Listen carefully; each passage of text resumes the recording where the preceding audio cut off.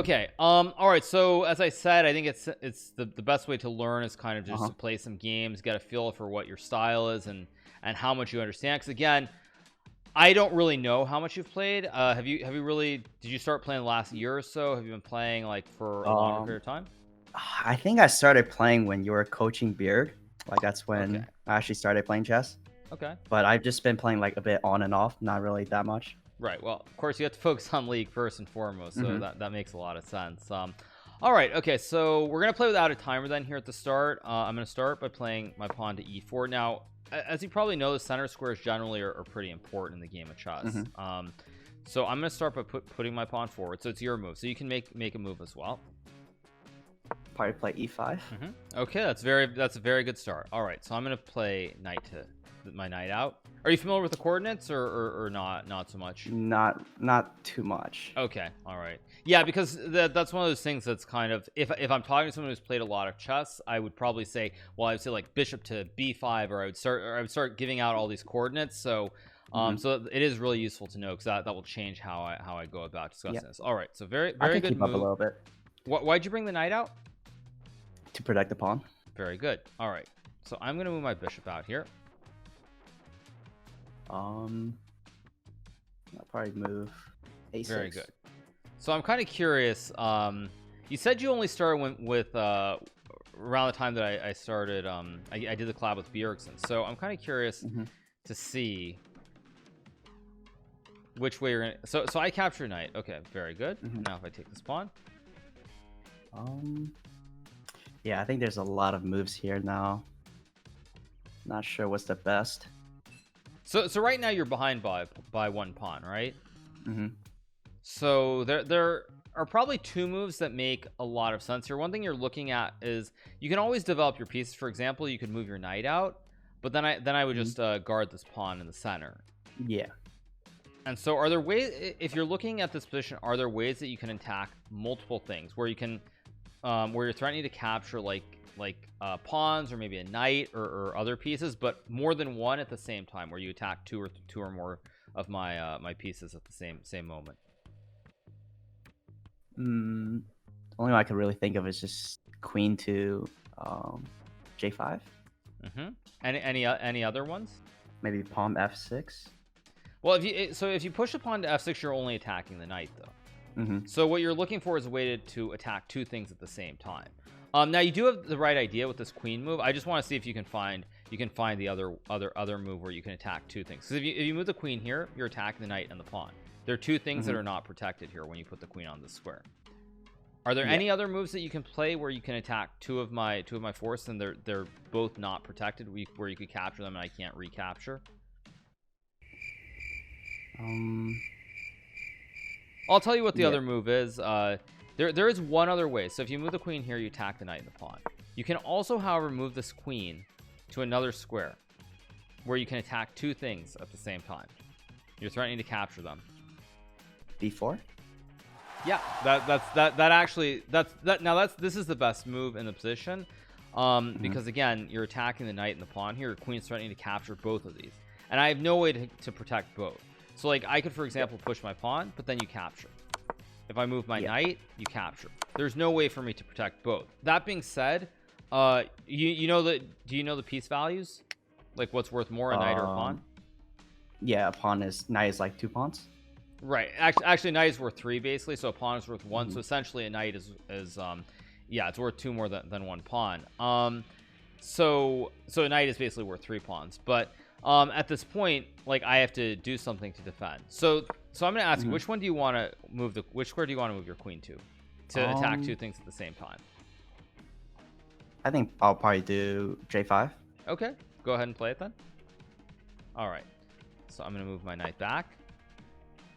So you've moved your queen a lot at the start of the game here, right? Like you've played 1, 2, 3, 4 moves with your queen, and every other move has been, well, you brought your knight out very early, but you've made you went 1, 2, 3, 4. You made 4 moves with your queen, and all your other moves have pretty much been with pawns. So do you know what I mean? One of the most basic goals in chess that you're playing for is to develop your pieces and castle your king. Now by pieces, that means things like your bishops and your knights specifically. So you've moved your queen a lot. Now the material is balanced here. We each have the same number of pawns, and with the same number of knights and bishops.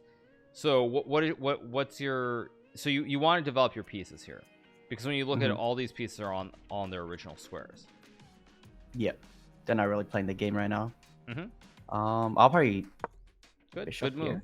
Okay, now a question: do you know what this term is? Like if I move my knight out of the way, you capture the queen. Forking, right? It's actually here. It's a pin. So a fork is when you attack two things at the same time. So theoretically, let's say I move my knight here, I would potentially be forking the bishop and the pawn at the same time. But in this case, this is actually what we call a pin. So what it means is that whether it's a queen or a rook, there's a piece that's more valuable than this knight that will be captured if I move the knight out of the way. So this is a very, very good move. All right. So I'm going to push my pawn here and be very tricky. I think I just captured the pawn. Okay. Now this is actually a big mistake. So let's see if you understand why. So I'm in my rook here. Yeah. So now my queen has like nowhere to go, pretty much. Right. You do still have one square. I'll probably move down. No, this is a so this is the only way to save your queen here. Let's see. But now I have this move. Right. So now I go here. Well, it's not looking so great now. So let's go back one move, because we'll play this out. But there's a term for what I just did, which is I did basically a rook lift. I brought the rook up and across the board, but also by moving my rook here, I put your king in check, and additionally I attacked your queen. So this is what we call a discovery. So what it means is, like, I play one move, like I move this rook because right now this bishop looks really good. It's aiming at the queen here. So I go here, and this is a check on your king, but you can't save your queen.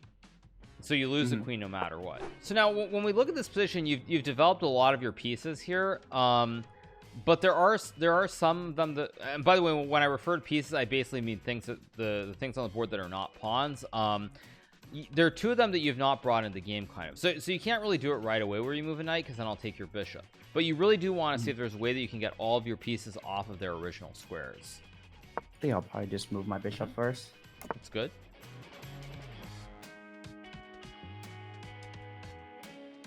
Now this, by the way, is a fork. You attack the queen and the rook at the same time. You attack pieces that are worth more than a knight, which is only worth 3. Unfortunately, however, I can do this move.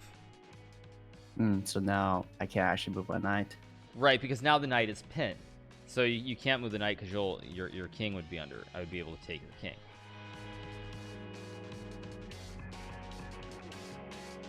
See what's happening now? Yeah, I'm being forked. Right. You're also kind of running out of pieces too, though. Yeah.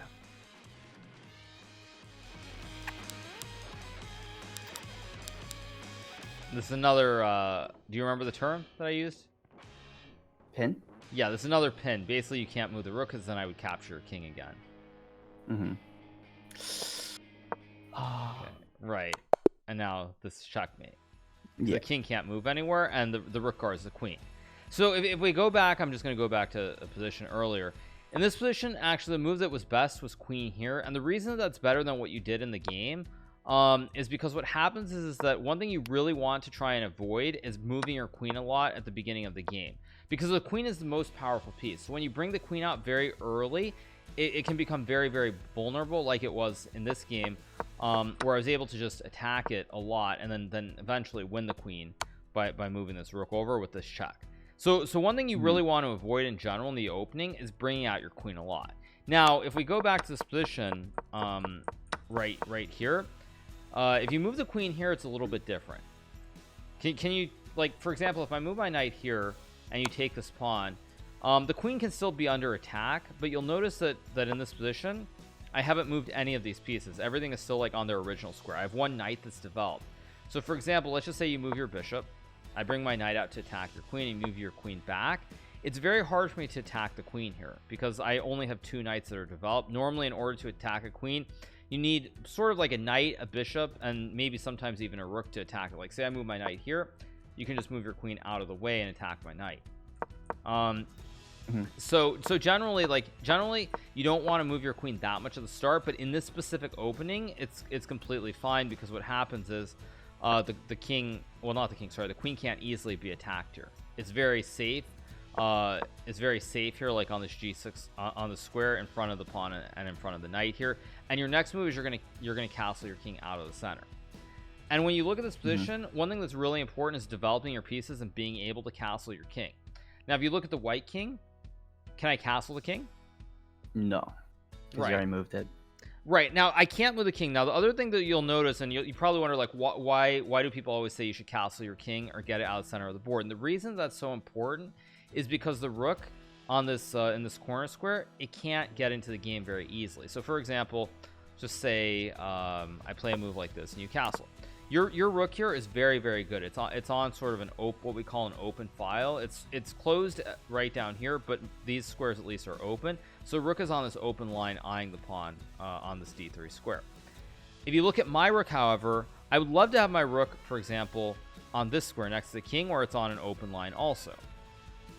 But I can't get that here. In fact, it's very hard for me to get this rook into the game, because I mean, I guess theoretically I could move my king here, but you just take the pawn. And if I don't do that, let's just say I push the pawn because I want to move my king and the rook. You can just go bishop check. My king comes over, and let's just say you make a developing move, bring the bishop into the game. I'm really stuck here. I can't get this rook. I can't into the game. Get into the game here. If I could magically transport the rook to this open line, it would be great. But in this case, the king is just completely in the way of the rook, and the development of using it as an important force here. So it's very hard for me to use this rook. The rook is just stuck in the corner. There's no way to get in. I can even maybe push a pawn, but I still can't even activate it this way, because your bishop would just capture the rook. So that's why you, in terms of rooks, you really want to castle as quickly as you can, and you especially don't. Your opponents will try to prevent you from being able to castle, because if we go back, let's just say, what's the move? Let's just say knight here. I move a pawn. I'm just gonna make a couple moves. Once you get castled, the rook gets to the center very quickly, and then secondarily, the king is generally very safe with a lot of pawns in front of it. So you always want to look to castle as early as possible in the game. So all right, let's start over. This time I'll let you be white. Yeah, when I play white, I usually just play to London, I think. Very good.